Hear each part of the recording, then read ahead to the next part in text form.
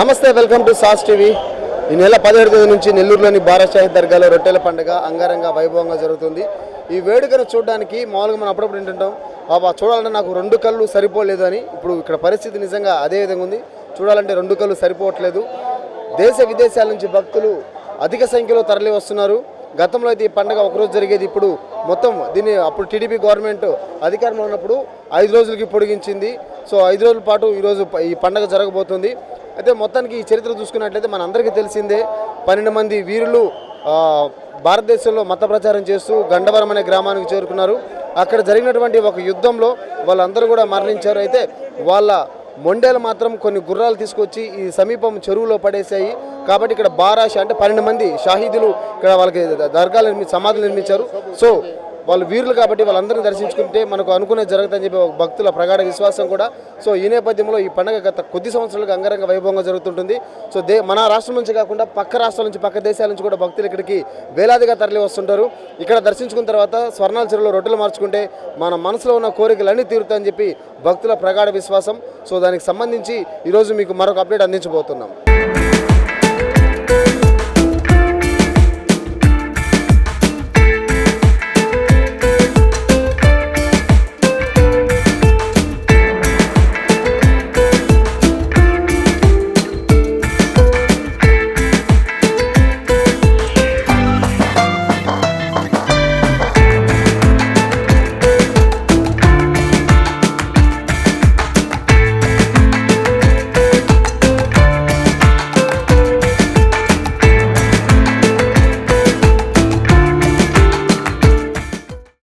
So మొత్తానికైతే పండగ start అయిపోయింది. 17వ తేదీ నుంచి చాలా గ్రాండ్గా జరుగుతుంది. భక్తులు అయితే లెక్కకు మించే వస్తున్నారు. మరి టీడీపీ నాయకులు సబీర్ ఖాన్ మనతో అంత మాట్లాడదాం. నా చెప్పండి, ఎట్లా ఉంది? భక్తులు అనుకున్న దానికంటే ఎక్కువ వస్తున్నారా? ఎలా ఉంది పరిస్థితి? దేవుడు దయ వల్ల, ఈ బారా షహీదుల ఆశీస్సుల వల్ల, అలాగే అధికారులు, నాయకులు, కార్యకర్తలు, అలాగే ఈద్గా కమిటీ, దర్గా కమిటీ సభ్యుల యొక్క సహకారంతో ఇప్పటి వరకు వచ్చినటువంటి భక్తులు లక్షల సంఖ్యలో వచ్చున్నారు. ఎటువంటి అవాంఛనీయ సంఘటన జరగకుండా మౌలిక వసతుల కల్పన అన్ని విధాలుగా సక్రమంగా జరుగుతున్నాయి. ఈరోజు రాత్రికి గంధం ఉన్నది. దీంట్లో ఈ పండగలో అతిపెద్ద ఘట్టం ఇది. ఈరోజు రాత్రి వచ్చే గంధం ఏదైతే ఉందో, వచ్చినటువంటి గత 2-3 రోజుల నుంచి వచ్చినటువంటి భక్తులు మొత్తం ఈరోజు రాత్రి గంధం కోసం వేచి చూస్తూ ఉంటారు. ఎందుకంటే ఆ గంధం రావడం ఒక కోలాహల వాతావరణం ఉంటుంది. కాబట్టి బయట రాష్ట్రాల నుంచి, దేశాల నుంచి వచ్చినటువంటి భక్తులంతా ఆ యొక్క గంధం ఈ యొక్క కోలాహలాన్ని చూడడానికి వచ్చిన, అలాగే గంధం లేపనం జరిగిన తర్వాత ఉదయం దర్శనం చేసుకుని దాదాపు దూరభారం నుంచి వచ్చిన యాత్రికులు, మన భక్తులందరూ వెళ్ళిపోయే పరిస్థితి ఉంది. ఎటువంటి అవాంఛనీయ సంఘటన జరగకుండా ఇప్పటి వరకు దేవుడి దేవల చాలా బాగా జరిగింది. ఇంక నుంచి కూడా ఈ 2-3 రోజులు కూడా చాలా బాగా జరుగుతుందని చెప్పేసి మేము ఆశిస్తూ ఉన్నాం. అంతస్థాయిలో కృషి చేస్తాం. మన ప్రభుత్వం, తెలుగుదేశం ప్రభుత్వం హయాంలో జరుగుతున్నట్టు పండుగ ఫస్ట్ పండుగ కాబట్టి మంత్రి గారు నారాయణ గారు, రూరల్ ఎమ్మెల్యే సీతారెడ్డి గారు, అలాగే వాళ్ళ సోదరుడు గిరిధర్ రెడ్డి గారు ఈ యొక్క కార్యక్రమాన్ని నిత్యం పర్యవేక్షిస్తూ ఉన్నారు. ఎమ్మెల్యే గారు అయితే 24/7 మానిటరింగ్ చేస్తున్నారు. కాబట్టి ఖచ్చితంగా ఈ యొక్క పండుగని పూర్తి స్థాయిలో విజయవంతం చేసి భక్తులకు అన్ని విధాలుగా మీకు అందుబాటులో ఉంటామని తెలియపరుస్తున్నాం. ఇంత పెద్ద పండుగ జరుగుతున్నప్పుడు, ఇన్ని లక్షల మంది భక్తులు వస్తున్నప్పుడు ఖచ్చితంగా చెదురుమదురు ఘటనలు అంటే దొంగతనము, లేకపోతే పిల్లలు తప్పడం అలాంటివి జరుగుతుంటాయి. ఈ 2 రోజుల్లో మీ దృష్టికి ఉన్న సంఘటనలు జరిగినట్లు వచ్చిందా? వస్తే వాటిని ఎలా పరిష్కరించారు? ఇది నిన్నైతే 2-3 సంఘటనలు జరిగినాయి. పరసులు ఎన్ని అంటే 16వ తేదీ సాయంత్రం కొన్ని సంఘటనలు జరిగినాయి. అయినా కమాండ్ కంట్రోల్ వాళ్ళకి కానివ్వండి, అలాగే పోలీసు పికెటింగ్ కానివ్వండి, కమిటీ సభ్యులు కానీ వీటన్నిటిని కట్టడి చేసే ప్రయత్నం సాధ్యమైనంత వరకు చేసాం. ఆ తర్వాత ఈరోజు కానీ నిన్న కానీ ఇటువంటి సంఘటనలు ఎక్కడ రాలేదు. మెడికల్ అయితే చాలా ఫాస్ట్గా చేస్తున్నాం. ఇప్పుడు క్యూ లైన్లో చాలాసేపు వేచి ఉన్న భక్తులు సొమ్మసిల్లి పడిపోతే వాళ్ళని ఏదైతే మెడికల్ క్యాంపులు ఉండవో ఆ మెడికల్ క్యాంపులు చెప్పి హుటాహుటిన అంబులెన్స్ పిలిపించి పంపించే సందర్భం ఉంది. అయితే దొంగల విడద సాధ్యమైనంత వరకు మేము కట్టడి చేద్దామని చెప్పేసి మేము నమ్ముతా ఉన్నాం. గతంలో ఇక్కడికి పవన్ కళ్యాణ్, అలీ వచ్చారు. ఈసారి ఎవరైనా రాబోతున్నారా? ప్రముఖులు ఎవరైనా వస్తున్నారా? మీ దగ్గర ఏమైనా సమాచారం ఉందా? ప్రస్తుతానికి అలాంటి సమాచారం మంత్రులు వస్తారనే ఒక ఇది ఉంది. జిల్లాలో ఉన్నటువంటి మంత్రులు, అలాగే ఆ ఎన్ఎండి ఫరూక్ గారు మైనార్టీ మినిస్టర్ వస్తారని చెప్పారు. కానీ అది కూడా కన్ఫర్మ్ లేదు. ఓ పక్క జనసేన వాళ్ళు పవన్ కళ్యాణ్ గారు రావాలని, ఇంకో పక్క తెలుగుదేశం వాళ్ళని మా ముఖ్యమంత్రి చంద్రబాబు నాయుడు గారు హయాంలో ఈ బారా షహీద్ దర్గా చాలా బాగా డెవలప్మెంట్ జరిగింది. రాష్ట్ర పండుగ గుర్తింపు తెచ్చినటువంటి చంద్రబాబు నాయుడు గారు రావాలని మేము కూడా కోరుకున్నాం. కాకపోతే మంత్రి నారాయణ గారు, రూరల్ శాసనసభ్యులు సీతారెడ్డి గారు నిర్ణయం మేరకే ఈ యొక్క ఆలోచనకు ఉంటుంది అనుకుంటున్నాం మేము.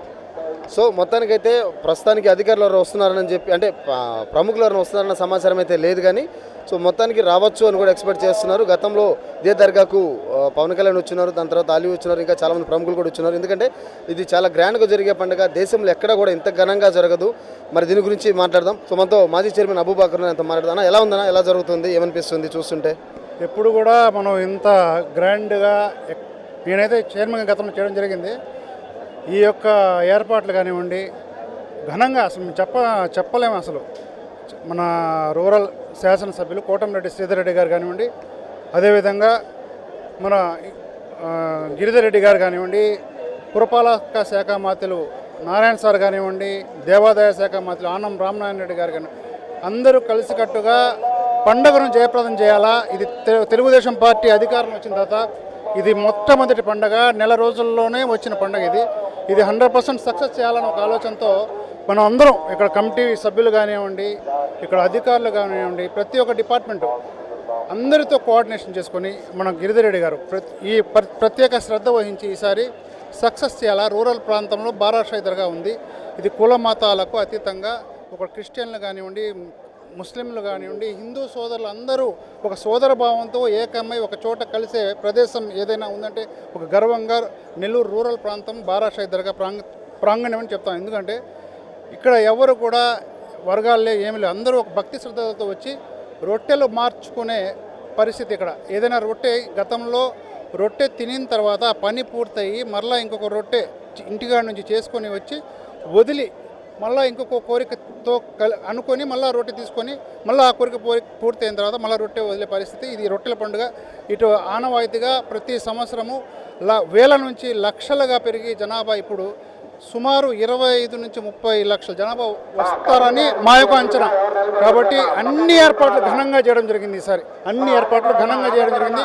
ఇటు రూరల్ మన శాసనసభ్యులు కోటమిరెడ్డి శ్రీధర్ రెడ్డి గారు కానివ్వండి, అదేవిధంగా గిరిధర్ రెడ్డి గారి పర్యవేక్షణలో ఈ కమిటీ సభ్యులు ఎప్పటికప్పుడు ఎటువంటి అవాంఛనీయ సంఘటనలు జరగకుండా ఇటు అధికారులతో కానివ్వండి, అధికారులతో 20 రోజుల ముందే ఒక సమన్వయం చేసుకుని వాళ్ళతో సమావేశాలు ఏర్పాటు చేసుకుని ఇటు డిపార్ట్మెంట్ పరంగా కానివ్వండి, ఇటు మున్సిపాలిటీ పరంగా, పోలీస్ పరంగా కానివ్వండి, ఫైర్ సిబ్బంది పరంగా, అదేవిధంగా ఎలక్ట్రికల్ డిపార్ట్మెంటు, ఇటు హెల్త్ డిపార్ట్మెంట్ అందరితో కోఆర్డినేషన్ చేసుకొని ఈ యొక్క భక్తులకు ఎటువంటి అసౌకర్యాలు జరగకుండా చూడాల్సిన బాధ్యత మన అందరి మీద ఉందని ఈ యొక్క దర్గా ఒక ఎగ్జాంపుల్. ఈసారి ఎప్పుడు నేను ఇన్ని సంవత్సరాల నుంచి దర్గాకు వస్తా ఉన్నాను, ఎప్పుడు ఇన్ని ఏర్పాట్లు చేసి ఇంత అంటే స్పేసియస్ బాగా గ్రాండ్గా స్పేస్ బాగా వదిలేరు.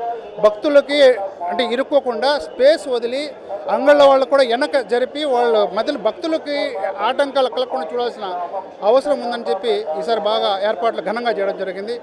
ఈరోజు రాత్రి గంధ మహోత్సవ కార్యక్రమం 18వ తారీఖు రాత్రి కోటమిట్టలోని అమీనియా మసీద్లో 12 బిందెలలో గంధం వేసి సుగంధ ద్రవ్యాలు అన్నీ వేసి ఆ 12 బిందెలను ఊరేగింపుగా బాణసంచాలు కాలుస్తూ అక్కడ అమీనియా మసీద్ కోటమిట్ట నుంచి బారాషాయి దర్గాకి ఒక ఊరేగింపుగా వచ్చి కడప పీఠాధిపతి అయినటువంటి ఆరిఫుల్లా హుసేని గారు వచ్చి గంధలేపన కార్యక్రమం చేసే పరిస్థితి ప్రతి సంవత్సరం. ఈ సంవత్సరం ఇంకా ఆయన కూడా వచ్చి సంతోషంగా గంధలేపన కార్యక్రమం పూర్తి చేసుకుని ఆయన కూడా బయటికి వెళ్ళే విధంగా ఇక్కడ కమిటీ సభ్యులు ఒక 7 జోన్లుగా విభజించి కమిటీ సభ్యులని 7 జోన్లుగా మన రూరల్ శాసనసభ్యులు కానివ్వండి, గిరిధర్ రెడ్డి గారు కానివ్వండి, మరొక సోదరులు గిరిధర్ రెడ్డి గారు 7 జోన్లుగా విభజించి ఒక్కొక్క జోన్లో ఒక 10 మందికి ఏర్పాటు చేసి వాళ్ళు వర్క్ చేసే విధంగా అంటే ఒక వాలంటీర్గా పనిచేసే విధంగా అందరినీ కోఆర్డినేట్ చేసుకొని 100% ఈ పండుగ సక్సెస్ చేయాలని ఒక ఆలోచనతో పనిచేస్తాను. 100% సక్సెస్ అవుతుందని నేను తెలియజేస్తాను. Thank you so much. So ఇక్కడికి వచ్చిన వాళ్ళందరూ కూడా సంతోషంగా తిరిగి తమ ప్రాంతానికి తిరిగి వెళ్ళాలి. ఒకసారి భక్తులతో పాటు మనం కూడా లోపలికి వెళ్దాం. ఎందుకు ఇక్కడ లోపల పరిస్థితి ఎలా ఉంటుంది, బారాషాహి దర్గా అనుకున్నాం కదా, సో 12 మంది సమాధులు ఒకసారి మనం కూడా చూసే ప్రయత్నం చేద్దాం.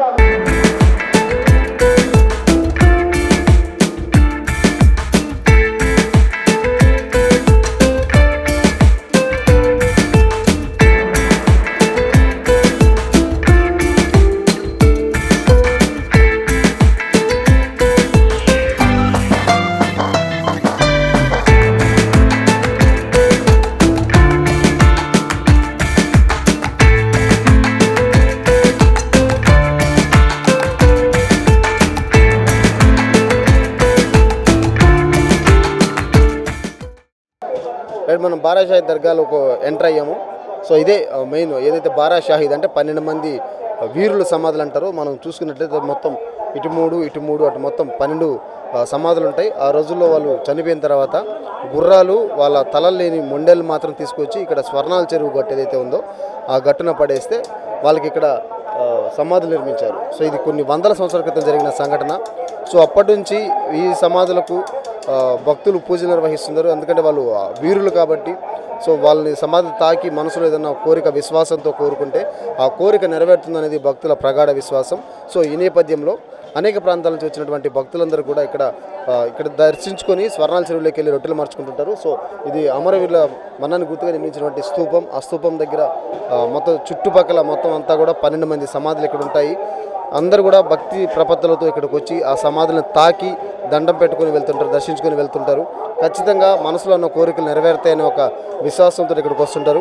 సో మనం చూడొచ్చు ఈ దర్గా ప్రాంగణంలో చుట్టుపక్కలంతా కూడా ఎంత కోలాహలంగా ఉందో. సో ఇవన్నీ కూడా అమరవీరులకు సంబంధించిన సమాధులుగా మనం పేర్కొనవచ్చు. సో సమాధుల మీద చదర్లు కప్పుతుంటారు, కొంతమంది అగరబత్తులు వెలిగిస్తుంటారు, అదేవిధంగా పూలు చల్లుతుంటారు. ఆ సమాధుల మీద ఉన్న ఒక రూపాయి ఏదైనా చిల్లర తీసుకెళ్ళి మన దగ్గర పెట్టుకుంటే మనకు బాగా కలిసి వస్తుంది, డబ్బుల రూపంలో మనకు బాగా వస్తాయనేది కూడా ఒక భక్తుల విశ్వాసం. ఒకసారి మనం చూసినట్లయితే వెనకాల మత సామరస్యం అన్నాం కాబట్టి మత సామరస్యానికి ప్రతీకగా అంటే ఒక ముస్లిమ్స్ అనే కాదు, ఒక వర్గానికి సంబంధించిన వాళ్ళు కాకుండా ఎక్కువ మంది హిందూ సోదరులు ఎక్కువగా ఇక్కడికి వచ్చి దర్శించుకుని అంటే ఒక నమ్మకం. ఇది దేవుడు ఎవరు, కులం ఎవరు, మతం ఎవరు అనే విషయం పక్కన పెడితే ఇది ఒక నమ్మకం. సో నమ్మకంతో కూడున్నారు కాబట్టి ఎక్కువగా ఇక్కడ ముస్లిమ్స్తో పాటు హిందూస్ ఎక్కువగా ఇక్కడికి వస్తుంటారు. చాలామంది పక్క రాష్ట్రాలు అయినటువంటి కర్ణాటక నుంచి ఎక్కువ మంది భక్తులు వస్తుంటారు. అదేవిధంగా విదేశాల నుంచి కూడా భక్తులు ఇక్కడ తరలి వస్తుంటారు. సో మనం చూసినట్లయితే మనకు అర్థమవుతుంది మత సామరస్యానికి ప్రతీకగా ఈ పండగ ప్రతి ఏడు జరుగుతుందని. సో చాలామంది హిందువులు కూడా మనకి ఇక్కడ కనిపిస్తుంటారు. నాకు తెలిసి దేశంలో ఎక్కడ కూడా ఇట్లా మనకు ఒక దర్గాలో ఎక్కువ మంది హిందూస్ వెళ్ళి దండం పెట్టుకోవడం అనేది మనకి ఎక్కడ కూడా కనిపించదు. కేవలం నెల్లూరులోని బారా షాహిద్ దర్గాకు మాత్రమే ఆ ఘనత సొంతం అని చెప్పుకోవచ్చు. సో 5 రోజుల పాటు గతంలో అయితే ఈ పండుగ ఒక రోజు జరిగేది, దాని తర్వాత 3 రోజులు, తర్వాత 5 రోజులు. తెలుగుదేశం ప్రభుత్వం అప్పుడు అధికారంలో ఉన్నప్పుడు దీన్ని రాష్ట్ర పండుగగా గుర్తించింది. సో ఈ నేపథ్యంలో ఈ పండుగ 5 రోజుల పాటు చాలా ఘనంగా నిర్వహిస్తారు. భక్తులకి ఎటువంటి ఇబ్బందులు లేకుండా అన్ని ఏర్పాట్లు కూడా చేస్తారు ఇక్కడ.